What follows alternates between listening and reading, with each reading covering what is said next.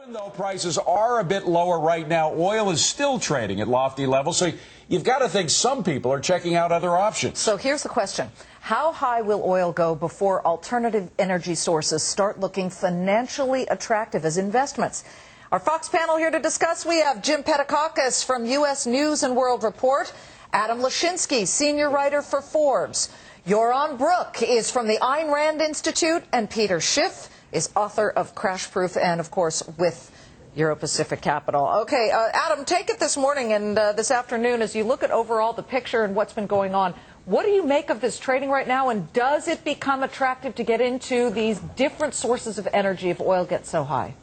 Actually, Liz, it became attractive quite a long time ago. I've been reporting on this topic for the better part of the last year and a half, and over, venture capital and energy industry investors tell me that they think that alternative energy investments are attractive anywhere above $40 a barrel. And I always ask these people, what happens if the price of oil does drop? And they say, look, first of all, it's not going back to 60, let alone 40. We're not seeing those levels again. We're off to the races. Now, that doesn't mean that alternative energy is going to be price competitive with oil and gasoline immediately. It does mean that they think that they can invest safely at certainly at $100 a barrel and far, far lower. Well, Joran, you know what the Saudis are thinking is that there's a danger that these high prices could eventually suppress demand. That is, the prices are so high, folks will get into other stuff, and eventually we'll have more oil and a glut, and maybe that'll cause a dramatic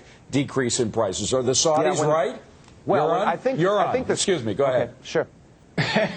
I doubt it that the Saudis are right. I think we're quite a way off from having these alternative energy sources, and I think the whole market for alternative energy is completely distorted by the government subsidies for ethanol and the government involvement in research and development. And the best thing that the U.S. government can do right now in terms of alternatives is get out of the way, deregulate nuclear. I mean, that would be the biggest benefit that they could give us, is allow for some nuclear power plants to be built.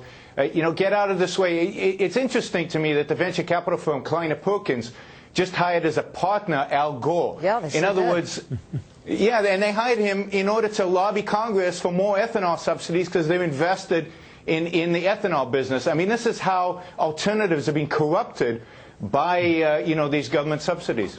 Peter Schiff, does the government, by helping out, corrupt the system, as Joran suggests? Well, potentially. I mean, the government usually corrupts whatever it gets involved with.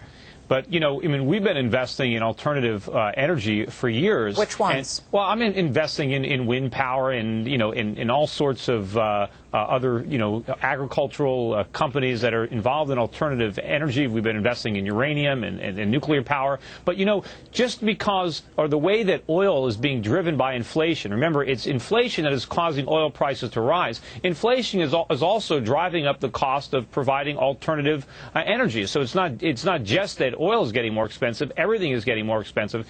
And also, what's going to happen is once the Asian currencies really take off, once the Chinese move away from their dollar peg and allow their currency to take off, and I think the Chinese yuan could triple or quadruple against the dollar, then even if oil is $150 a barrel for us, it could represent a substantial decrease for the Chinese, and they'll just use a lot more of it.